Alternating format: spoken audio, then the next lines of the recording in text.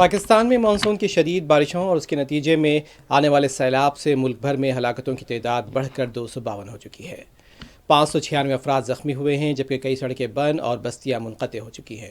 قومی آفات management authority کے مطابق سب سے زیادہ اموات پنجاب میں ہوئی ہیں، جہاں 139 افراد جان سے ہاتھ دھو بیٹھے۔ خیبر پختونخوا میں 60، سندھ میں 24، بلوچستان میں 16، اسلام آباد میں 6، گلگت بلتستان میں 5 اور پاکستان کے مقبوضہ علاقے میں 2 افراد ہلاک ہوئے ہیں۔ اموات کی وجوہات میں سب سے زیادہ مکانات کی گرنے سے 143 ہلاکتیں ہوئی ہیں، جبکہ اچانک سیلاب سے 41 ڈوبنے کے واقعات، 36 بجلی گرنے اور 13 کرنٹ لگنے، 12 اور لینڈ سلائڈنگ اور 4 سے بھی اموات ہوئی ہیں، یعنی لینڈ سلائڈنگ سے بھی اموات ہوئی ہیں۔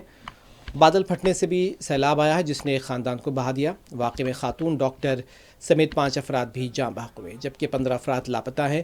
گلگت بلتستان جانے والے قرقرام ہائی وے اور دیگر شاہراہیں بند ہو گئی ہیں، ہزاروں مسافر پھنسے ہوئے ہیں۔ وزیر اعظم شہباز شریف نے متاثرہ علاقوں میں فوری امدادی کارروائیوں کی ہدایت دی ہے۔